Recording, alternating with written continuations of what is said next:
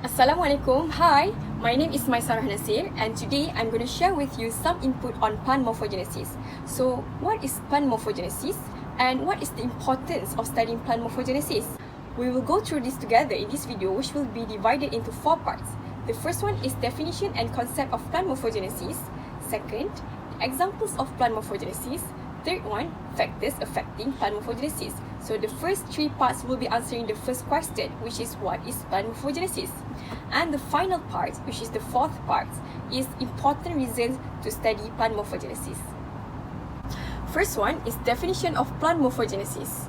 Morphogenesis is a biological process in which cells divide and differentiate, and finally resulting in mature morphology or structure of a biological organism.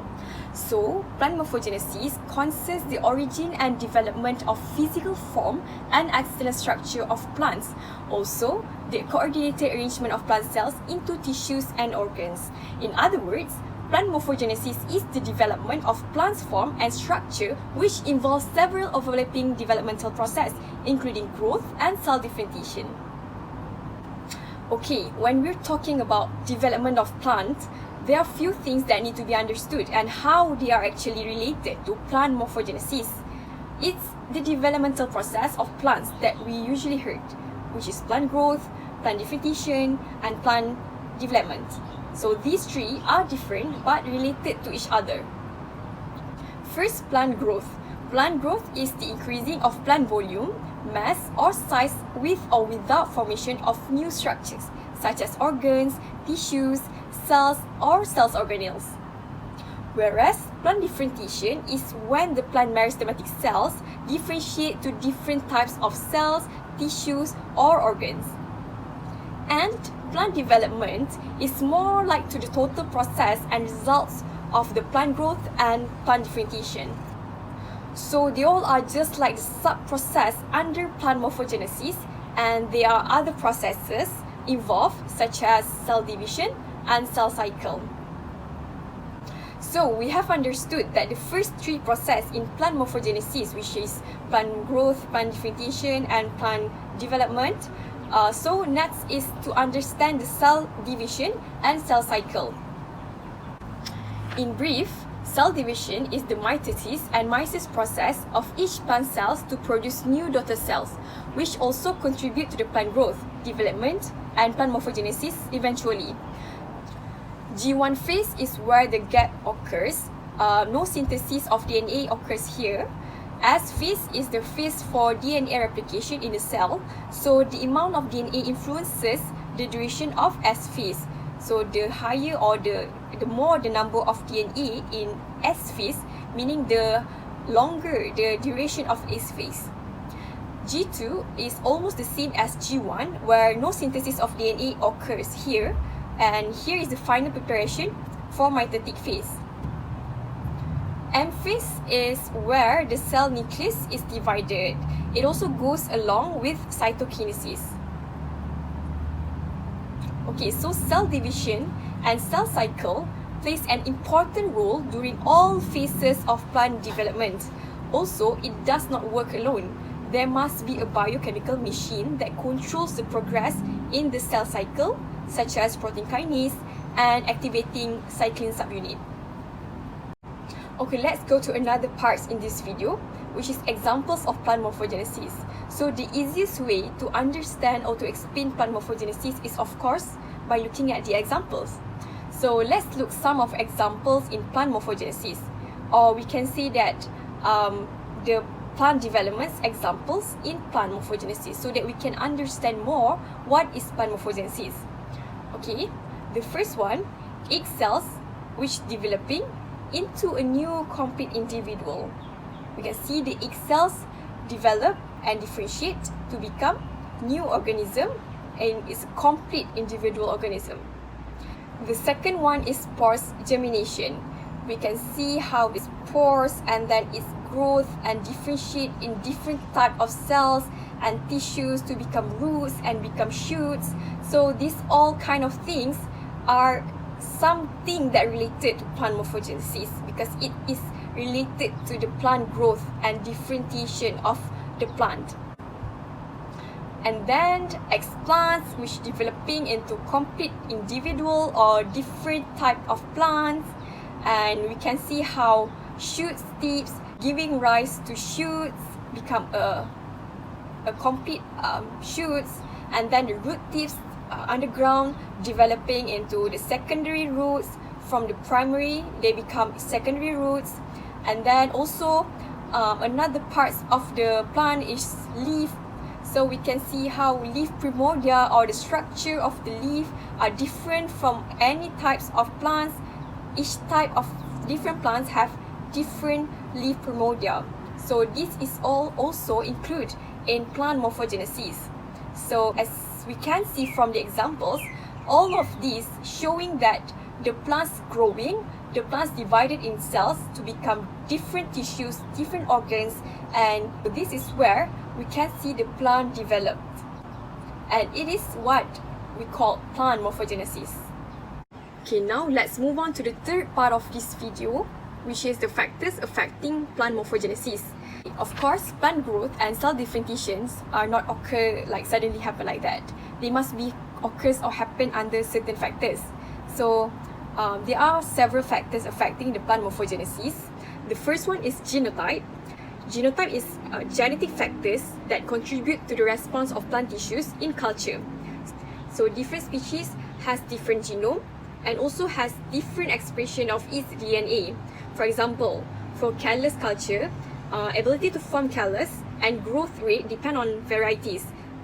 For example, in Arabidopsis thaliana, in this plant, only 3 out of 18 genotypes form callus, and the rest did not form callus. So it means that the ability for DNA to be expressed is different for different type of plants.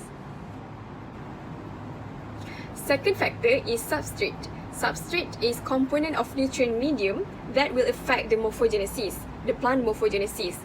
For example, potassium that can enhance the embryogenesis, and then we can see cytokinins and auxin also can manipulate the roots, shoots, and callus formation, and the other type of substrate that can also affect the plant morphogenesis.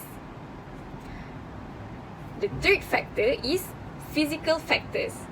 Physical factors is such as temperature, humidity, light, container size, and also other things that affect the plant morphogenesis, the plant growth from surrounding, meaning that the surrounding factors that can affect the plant growth and its development.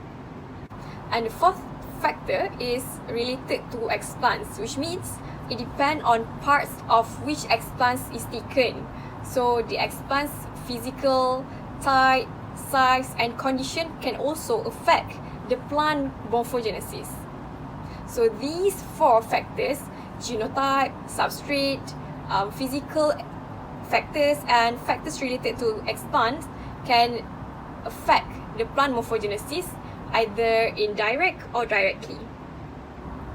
So now we are on the final parts in this video, which is to know the importance of studying plant morphogenesis. The first importance of studying plant morphogenesis is to make sure that we understand basic foundation of the physiological aspects and development in plants. This is because morphology is the basis for a variety of topics to study, which also allowing us to explore numerous aspects, especially in plant biology. It also helps us to explain the structure of different plants, either in the same species or different species, and provides information about variations found in a plant species. So by studying plant morphogenesis, we can recognize and understand significant components of plant life such as in genetics, ecology, anatomy, and some others. Second, from plant morphogenesis, we can actually know the process involved in vitro and in vivo morphogenesis, which describes the developmental pattern or how a plant structure develops and increases. With this knowledge, we are able to increase the research on plantation and agriculture by using technology and manipulating the factors of the plant growth. Next, another importance of studying plant morphogenesis is to improve technology of plants in the future. Most of biological study nowadays is being quantified, meaning that quantitative knowledge is crucial even in the so-called theoretical biology knowledge. It is not the same anymore, where now in plant morphogenesis studying, There are many types of techniques and devices being used. For what? Other than to measure the plant cells quantitatively, it also shows the improvements of devices used day by day. For example, to measure ploidy level of the plant cells, before this, the scientists only measured or counted the chromosomes directly by looking at the sample under the microscopes. But now, things have changed. They use devices such as high-flow-ploidy cytometry to measure the ploidy level, which is far easier, faster, and efficient. There's improvement in the technology because there's a need in this field of study, which is plant morphogenesis or plant morphology, or in other words, plant morphology or morphogenesis is very important that many of technology has been increasing in terms of its quality. Other than that, studying plant morphogenesis is also useful for applications in many fields such as agriculture, agroindustry, horticulture, agriculture, etc.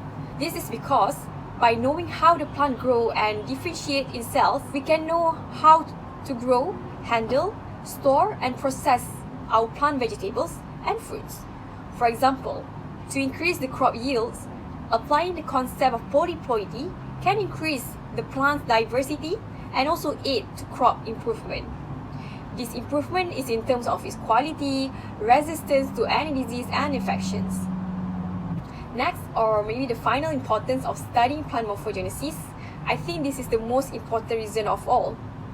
As an applied science and Islamic student who is majoring in biology, I deeply think that learning plant morphogenesis is important for us to appreciate nature more, especially the plants. We always think that living things are just as the humans and animals, but sometimes we forgot that plants also play a very important role in this biodiversity place we call Earth. We always take them for granted, cut down the trees for our own greed, and let the plants die without nurturing it properly. There are many things that we can learn from this God's creation.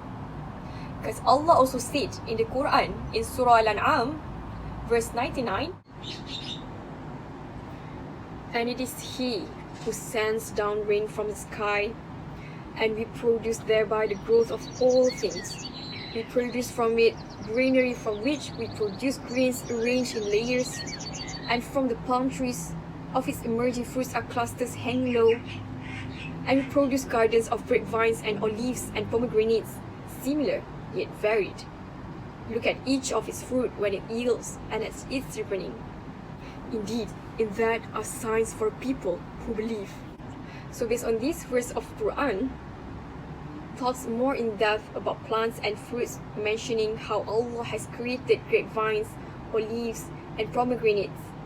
And Allah's intricate creation and unique design is discussed here as a reminder that only He can create what is perfect on this earth. So to understand how the structure and development of plants occur is also to understand how Allah, Al-Khaliq, Al-Hakim, the all-creators and the all-knowing, has created the plants for us to study and brings benefit from it. In summary, flowering and other aspects of plant morphogenesis are contingent on multiple, which is also overlapping, developmental processes. We now know that plants also develop and differentiate their cells to grow, and how the plant growth and cell differentiation are not just happen by themselves, but under complex hormonal control. And also plant hormones regulate gene expression often is also response to environmental stimuli. For example, plants that form flowers. Not all plants have flowers. So flowering involves a change in the identity of meristems, or the regions of the plants containing actively dividing cells that form new tissues. So these changes in the meristem make a plant to grow flowers.